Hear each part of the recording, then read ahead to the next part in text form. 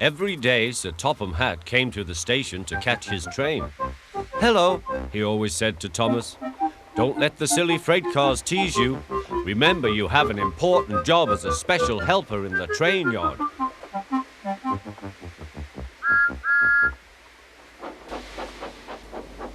There were lots of freight cars, and Thomas worked very hard pushing and pulling them into place. There was also a small coach and two strange things his driver called cranes. "That's the breakdown train," he told Thomas. "The cranes are for lifting heavy things, like engines and coaches and freight cars." One day, Thomas was in the yard. Suddenly, he heard an engine whistling. "Help! Help!" A freight train came rushing through, much too fast. The engine was James, and he was frightened. His brake blocks were on fire. They're pushing me," he panted. On, laughed the freight cars, still whistling, "Help! Help!" Poor James disappeared. "I'd like to teach those freight cars a lesson," said Thomas the tank engine. Soon came the alarm. "James is off the line! The breakdown train! Quickly!" Thomas was coupled on, and off they went.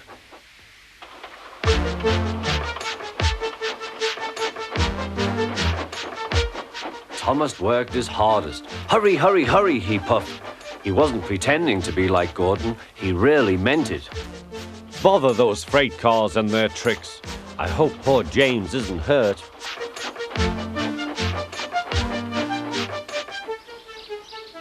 James's driver and fireman were feeling him all over to see if he was hurt.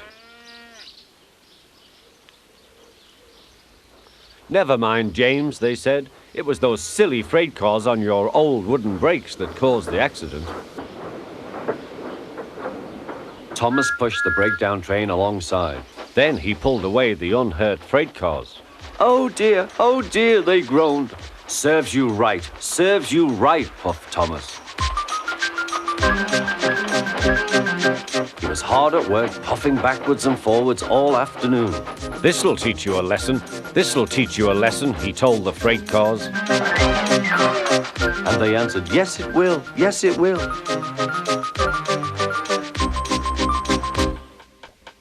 They left the broken cars, then with two cranes they put James back on the rails.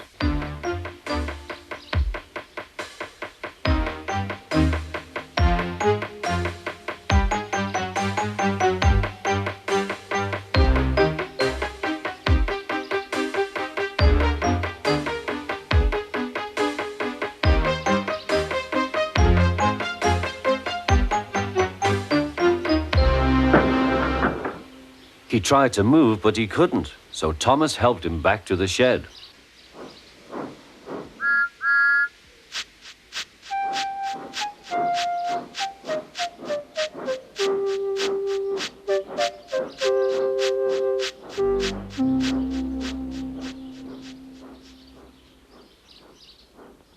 Sir Topham Hatt was waiting anxiously for them.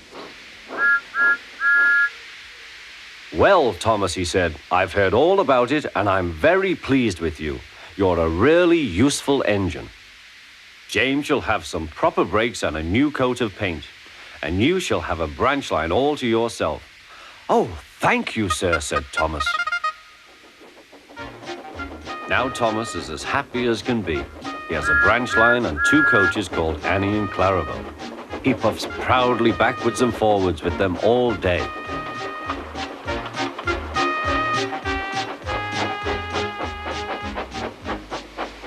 He is never lonely. Edward and Henry stop quite often and tell him the news. Gordon is always in a hurry, but never forgets to say poop, poop.